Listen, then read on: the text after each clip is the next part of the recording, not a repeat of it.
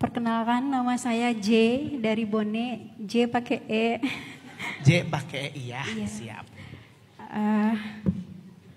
Ustadz, sebelum saya bertanya, saya mau sedikit cerita, Ustadz. Ustadz, saya hampir 13 tahun gak bisa tidur malam. Hampir 13 tahun saya gak bisa tidur malam, Ustadz.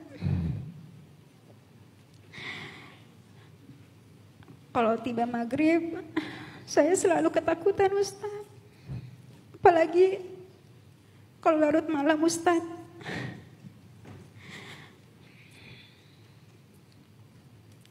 Ada sesuatu yang melekat di hati dan pikiran saya, Ustadz, yang mana aku gak bisa cerita di sini. Terlebih lagi aku gak bisa cerita sama sekali sama keluarga saya, Ustadz.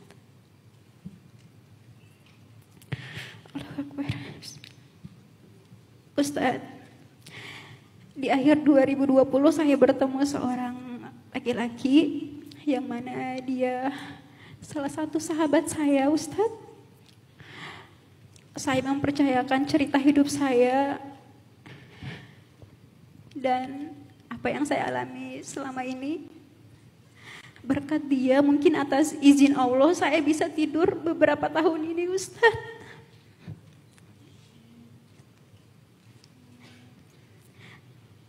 Tapi Ustadz, sahabat saya lagi sakit.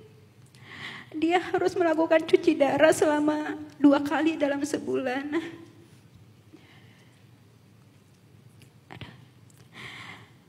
Sebelum dia melakukan cuci darah, dia selalu nanya, Ustadz, kamu bisa tidur gak? Gitu, Ustadz. Kalau kamu gak cerita sama aku, kamu sedih gak? Gitu, Ustadz. Pertanyaan saya, Ustadz,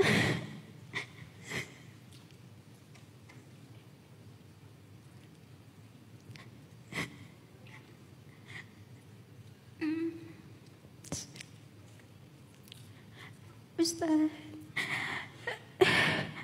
bagaimana saya bisa menerima keadaan saya, Ustadz?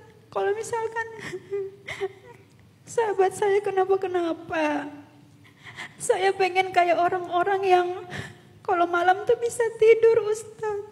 Aku bener-bener gak bisa, Ustadz. Kalau bukan karena obat, aku gak bisa tidur, Ustadz. Jujur aja, Ustadz. Orang tua saya gak tahu aku sebenarnya kenapa.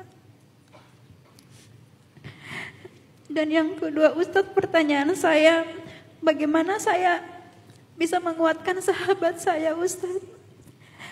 Secara dia selalu nguatin saya, tapi posisi dia juga gak baik-baik aja, Ustadz.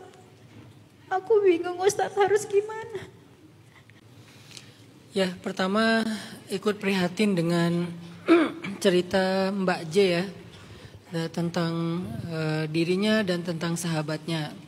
How to-nya, gimana caranya Mbak J menemukan orang yang tepat untuk bercerita. Ya, Betul, Ustadz. semoga Mbak J dipertemukan dengan sahabat-sahabat soleha ya, sehingga Mbak J bisa cerita ke dia, orang yang sangat amanah.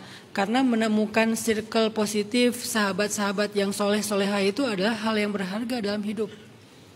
Sampai Nabi mengatakan seseorang itu tergantung siapa temannya. Maka pilihlah siapa yang kamu berteman dengannya. Seseorang itu sangat dipengaruhi oleh lingkungannya.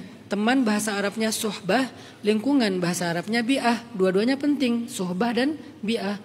Jadi mungkin sekarang Mbak J perlu belajar untuk menemukan orang-orang yang amanah dan mulai mencoba untuk memberikan dia kepercayaan. Karena ketika Mbak J ragu, curiga, itu juga jadi penghalang buat Mbak J untuk bercerita. Walaupun bukan berarti kita percaya kepada semua orang kan.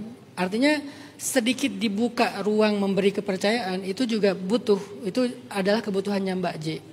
Kalau misalnya Mbak J sulit sekali untuk mempercayakan kepada seseorang, nanti takutnya kita jadi kayak kejebak sendiri gitu. Punya hal yang harus dikeluarkan tapi gak tahu siapa yang mau menerima.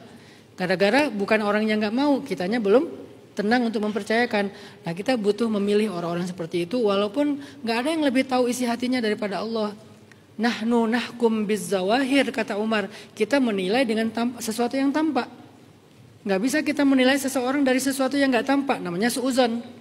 Kita hanya bisa menilai dari yang tampak. Ini yang tampaknya dia insya Allah orangnya baik, amanah, tulus. Ya udah saya akan bagi beban saya dengan dia lewat cerita misalnya.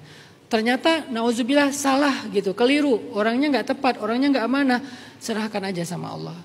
Niat kita pengen bercerita kepada orang yang baik dan tepat dan menghindari fitnah lebih tepatnya lagi.